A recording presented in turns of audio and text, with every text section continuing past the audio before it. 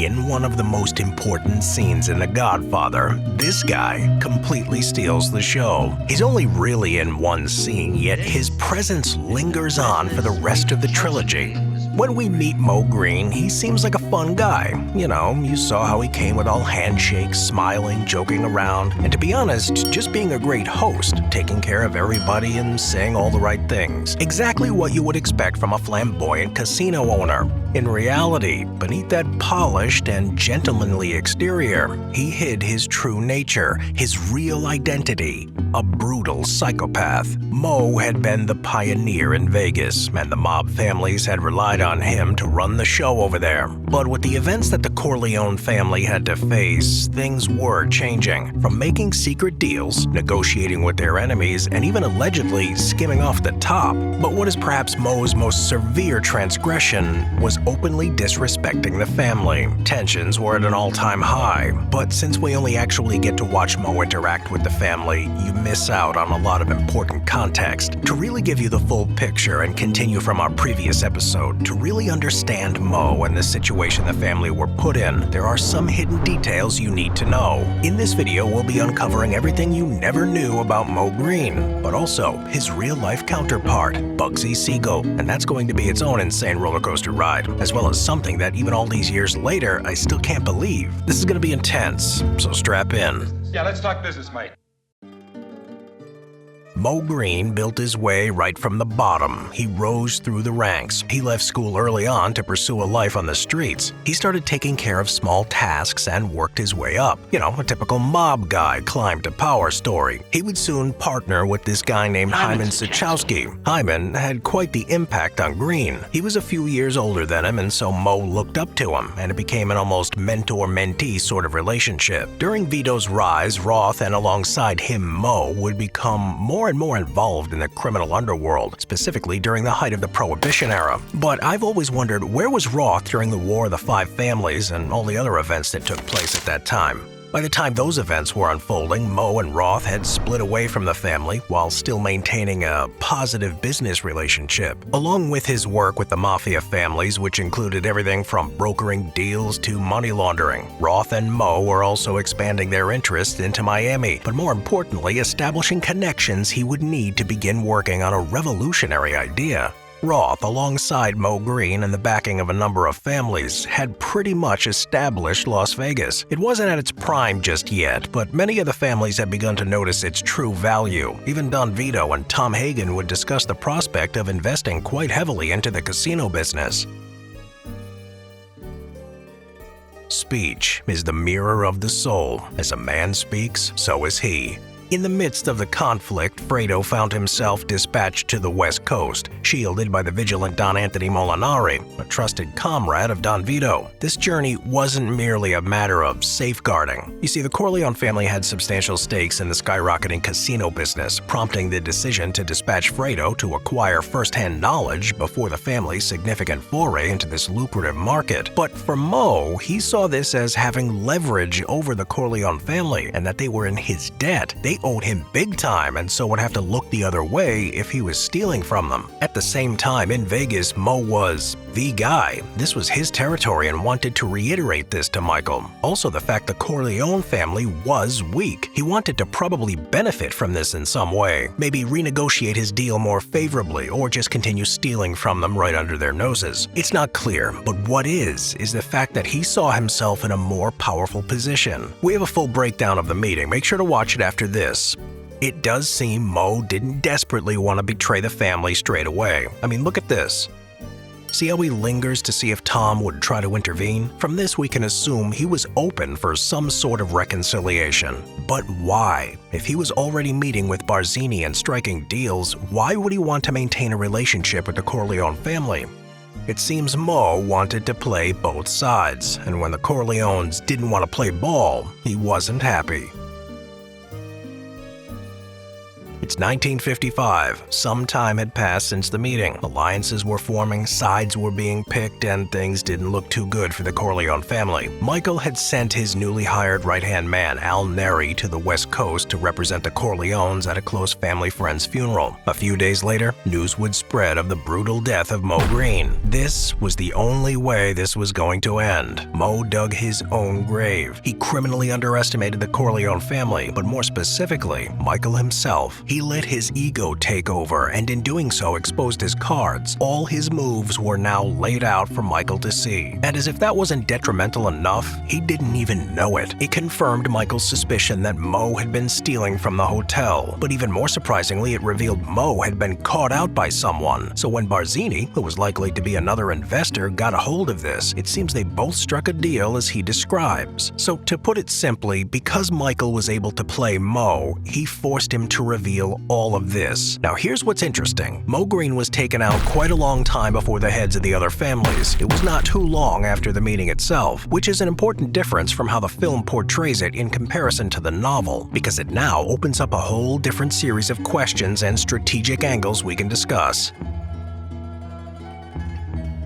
December 22, 1946, Havana, Cuba. In a private boardroom in the luxurious Hotel Nacional de Cuba, a property co-owned by the godfather of the Mafia, Lucky Luciano, Meyer Lansky, and Cuban President Batista, sat the heads of all major families of U.S. crime syndicates, otherwise known as the Commission. Luciano, the de facto host of the conference, opened it by discussing the position known as Capo di tutti capi, which is Italian for boss of all bosses. There was a lot to discuss, especially since Luciano was exiled. Quite a few things had transpired since Luciano had been deported from New York following his deal with the U.S. military. They discussed everything, from the drug trade to addressing some of the strife amongst their ranks. The next item on the agenda, presented by Lansky, was the Bugsy situation. Benjamin Bugsy Siegel was responsible for the Mafia's move into Las Vegas. The decision to kill Bugsy Siegel was a multifaceted one, driven by a complex interplay of financial disputes, power struggles, personal extravagance, broken promises, and the fear of potential informants. One of the primary reasons behind the Mafia's decision to take out Bugsy was his financial mismanagement. Bugsy had taken on the ambitious project of building the Flamingo Hotel and Casino, which was meant to be a premier gambling resort in Las Vegas. But the venture faced numerous financial issues, including running significantly over budget. Bugsy's handling of the project and the mounting costs deeply frustrated his criminal associates and backers, who had invested substantial sums of money. The Mafia had expected the Flamingo to be a cash cow, but its underperformance created a growing financial rift. Tensions and power struggles within the organized crime world were another crucial factor. Bugsy Siegel's ambition and desire for greater control had not gone unnoticed. Some of his peers and superiors within the Mafia were concerned he was becoming too powerful, and his reckless nature posed a threat to the established order. These power struggles and concerns about Bugsy's influence could potentially compromise the Mafia's control over their criminal enterprises. Bugsy's fondness for costly extravagance was an additional source of frustration. He was known for leading an opulent lifestyle, lavishly spending on personal expenses, often using funds that were intended for the Flamingo project. His extravagant behavior, especially in the midst of a financially troubled project, infuriated the Mafia, who saw it as a reckless waste of their investments, and it's never wise to mess with dangerous people's money. I think we all agree it never ends well. The Mafia was traditionally known for being discreet and cautious, hiding in the shadows, so clearly Bugsy's ostentatious behavior went against this principle. Broken promises further fueled the Mafia's discontent. Bugsy had repeatedly assured his associates that the Flamingo would be a massive financial success, yet the reality was far from what was promised, with the casino struggling to generate profits. These unfulfilled assurances eroded trust within the criminal syndicate, leading to increased frustrations and suspicions regarding Bugsy's management of the project. The Flamingo project encountered immediate challenges, exacerbated by Siegel's decision to appoint his girlfriend, Virginia Hill, as its overseer. The project was further plagued by escalating material and labor costs. What was initially estimated to cost $1.5 million eventually eventually ballooned to $6 million. Some of these contractors thought they could play a clever game. They'd sell materials to Siegel only to steal them back from the construction site under the cover of darkness and then sell them back to him. On top of that, the project had a whole list of troubles. The costs just kept going up. Compounding these issues, suspicion arose among mob bosses regarding Siegel and Hill's possible embezzlement of project funds. These concerns were fueled by Hill's frequent trips to Switzerland, where she deposited money into a bank account. There were fears that Siegel might abscond with embezzled funds if the Flamingo project failed. Following deliberations, the delegates voted for Siegel's execution and allegedly assigned Charles "Trigger-Happy" Fischetti, a consigliere from the Chicago outfit, to oversee the contract. Longtime associate Meyer Lansky persuaded the delegates to assess the hotel's performance on its opening night. The delegates agreed and adjourned for Christmas Day, the day of the opening. They soon learned that the Flamingo's opening night had been a disaster, prompting irate mobsters to renew their demands for Siegel's demise. Lansky once again persuaded them to exercise patience, arguing that Siegel still had the potential to salvage the casino and generate profits. 2 weeks later, the Flamingo temporarily closed for further construction, eventually reopening a few months later. The hotel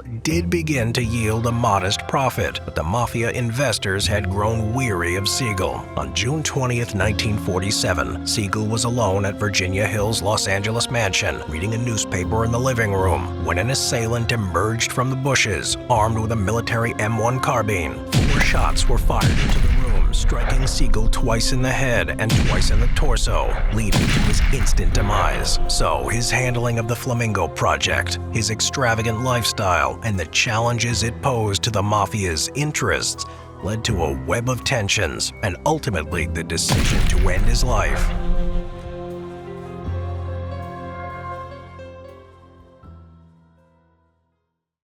Moe Greene was brilliantly portrayed by the late Alex Rocco and was based on the notorious mobster Bugsy Siegel. We all know the story behind Moe Greene and his real-life counterpart Bugsy, but what very few actually know is actor Alex Rocco's real connection to the Mafia. In 1961, he was a suspect in a murder case, but was never proven. He did spend a year in jail for bookmaking. Rocco was allegedly an associate of the Winter Hill Gang, a Boston-area organized crime group. Allegedly, an unwanted advance towards Rocco's girlfriend actually sparked the Boston Irish gang war of the 1960s. Shortly after these events, he left it behind and moved to California and became an actor. In 1995, Alex Rocco attended former crime boss Joseph Bonanno's 90th birthday celebration. Moe Greene's name is believed to be derived from the names of Moe Sedway and Gus Greenbaum, who were close associates of Meyer Lansky, the model for Hyman Roth. Lessons. Wise men profit more from fools than fools from wise men. For wise men shun the mistakes of fools, but fools do not imitate the success of the wise. Lesson.